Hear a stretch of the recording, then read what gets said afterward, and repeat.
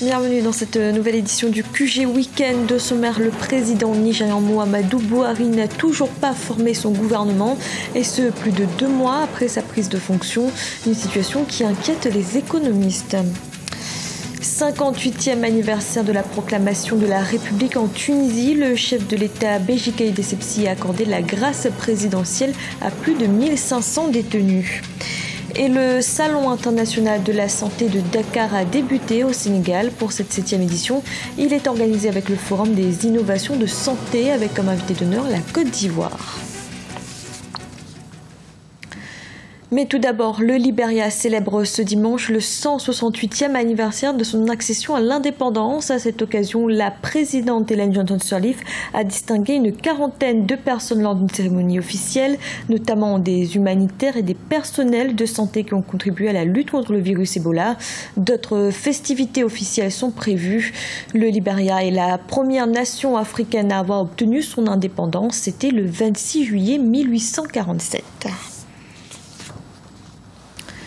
Au Nigeria, le président Muhammadu Buhari n'a toujours pas formé son gouvernement, et ce plus de 2 mois après sa prise de fonction. Une situation qui inquiète les économistes. Les milieux d'affaires craignent les retombées financières de cette absence. Un reportage de notre correspondante Afolake Onoye. 2 mois après son investiture à la tête de l'État, le nouveau président n'a toujours pas formé son gouvernement. Muhammadu Buhari, qui a pris fonction le 29 mai dernier, préfère travailler avec les secrétaires généraux des ministères. Le nouveau président fait de la lutte contre la corruption un principe de bonne gouvernance, ce qui pour certains pourrait justifier cette prudence. Il ne veut pas travailler avec des gens qui ne sont pas intègres. Il veut choisir les bonnes personnes au sein d'une population d'environ 185 millions d'habitants. Il faut une planification méticuleuse et une sélection rigoureuse. Les secrétaires généraux sont les mémoires des ministères. Les ministres sont seulement des nominations politiques. Mais tout le monde n'est pas de cet avis. Cette absence de gouvernement fédéral ralentit l'économie du pays. Le Nigeria est au point mort. Sans ses ministres, rien ne fonctionne. Les secrétaires généraux qui sont supposés être en position sont des fonctionnaires. Pour moi, je pense qu'ils ont peur de prendre des décisions qui renforceront l'économie. Buhari devrait essayer de nommer les ministres dès que possible, même si ça ne fait pas tout. Il devrait au moins examiner les principaux ministères. Si vous regardez le pays, il y a beaucoup de projets qui sont au ralenti. Ces choses doivent bouger. Le ministère du Travail, le ministère des Transports, les Finances ont besoin d'être fonctionnels. Les Nigérians devront pourtant garder leur patience pendant environ 2 mois encore. Au cours de sa récente visite aux États-Unis, le président Muhammadu Buhari a expliqué qu'il ne formera pas son gouvernement avant le mois de septembre. En Tunisie, c'était ce samedi le 58e anniversaire de la proclamation de la République. À cette occasion, le chef de l'État, Béji Caïd Essebsi, a accordé la grâce présidentielle à plus de 1500 détenus. Une décision qui coïncide également avec l'adoption de la nouvelle loi antiterroriste. Lisa Siagizimana. Le président tunisien Béji Caïd Essebsi a décidé d'accorder la grâce présidentielle à 1581 détenus. Le chef de l'État a reçu vendredi 24 juillet son ministre de la Justice Mohamed Salah Ben Aïssa. Objectif, discuter du résultat de la commission spéciale chargée de l'amnistie et des normes adoptées par la commission nationale et les commissions régionales dans le traitement des cas de détenus qui peuvent bénéficier de la grâce présidentielle. La commission nationale et la commission régionale ont travaillé sur ces critères clairs et nous souhaitons que cette initiative fasse sortir la jeunesse de nos prisons. Lors d'une prochaine session, nous espérons appliquer ces mêmes critères. Le président a par ailleurs donné ses directives pour instaurer de nouvelles mesures dans les prisons et notamment concernant les conditions de détention et l'encadrement des prisons. وفي المناسبة القادمة نفس الشيء إن شاء الله باش نتوخاو نفس الطريقة باش نطبقوا نفس المعايير. Cette grâce présidentielle est tombée au moment de la célébration du 58e anniversaire de la proclamation de la République, une fête qui coïncide avec l'adoption d'une nouvelle loi sur la lutte contre le terrorisme et le blanchiment d'argent. Il a été voté vendredi 24 juillet par 174 députés pour, 10 abstentions et aucun vote contre. Il faut que cette loi ne soit pas la seule arme pour lutter contre le terrorisme, mais il faut régler au plus vite, les problèmes économiques et sociaux qui sont le terreau du terrorisme. Sans les réformes économiques et sans l'espoir qu'il faut donner aux populations et aux jeunes, toute loi répressive ne peut être que stérile. Cette loi vient en effet remplacer le texte antiterroriste de 2003 adopté sous le régime de l'ancien président Ben Ali. Dans cette nouvelle lutte contre le terrorisme, les sanctions contre les terroristes vont jusqu'à la peine de mort. Un signal fort que le gouvernement lance à l'encontre de toutes les organisations terroristes, mais qui est loin de trouver écho auprès des associations de défense des droits de l'homme. En République démocratique du Congo, l'élection des gouverneurs a été fixée au 31 août prochain. 21 nouvelles provinces sont concernées. Elles sont nées de la réorganisation territoriale en cours dans le pays, un processus de découpage décrié par certains partis d'opposition. 4 scrutins attireront particulièrement l'attention. Il s'agit de ceux qui concernent la région de l'ex-Katanga. Un programme d'aménagement des routes et de facilitation des transports au profit de la Côte d'Ivoire, la Guinée et le Libéria a été lancé mardi à Abidjan d'un coût de 165 milliards de francs CFA et vise à soutenir la relance économique post-conflit de la région de l'Union du fleuve Mano, et ce à travers la promotion des échanges commerciaux intracommunautaires à Ouabarkala. La région du fleuve Mano aux portes d'une relance économique.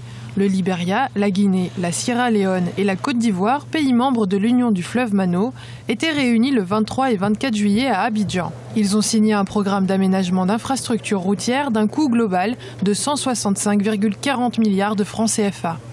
Le programme est financé par les pays membres et la Banque africaine de développement. C'est un programme que nous avons commencé il y a 3 ans. Nous basons sur le constat de relever un peu les blocages sur le commerce transfrontalier, mais également qui empêchait une réelle intégration dans plusieurs sujets, notamment dans le domaine de la santé, mais également de la sécurité. Le programme prévoit par exemple l'élaboration de 5 marchés et écoles, 3 centres de santé, 2 gares routières, ainsi que le bitumage d'une route de 276 km et la construction d'un pont de 200 mètres. Alors, en 2013, la africaine de développement a décidé d'appuyer la formulation d'un grand programme dans lequel nous avons plusieurs composantes. Une composante sécurité, on a une composante facilitation du commerce et du transport dans l'espace Mano, on a une composante route, une composante énergie et une composante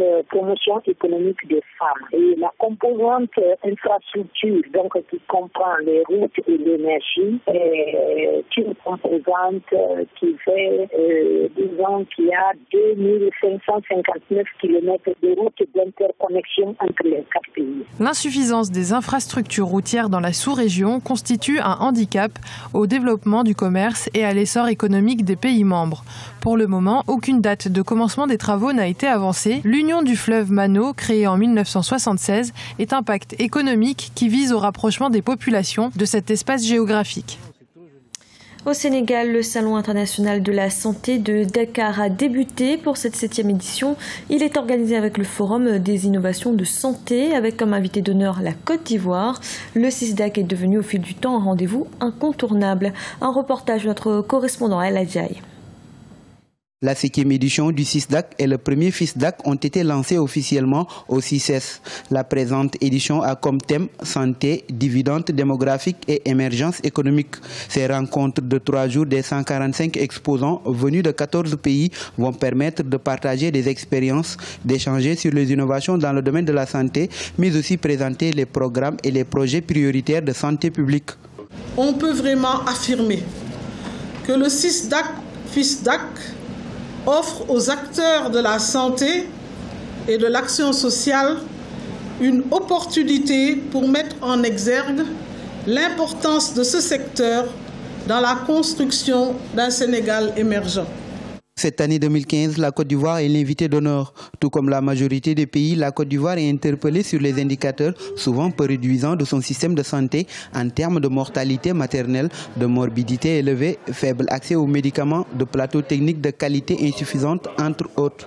Toutes ces préoccupations sont prises en compte par les autorités sanitaires de la Côte d'Ivoire.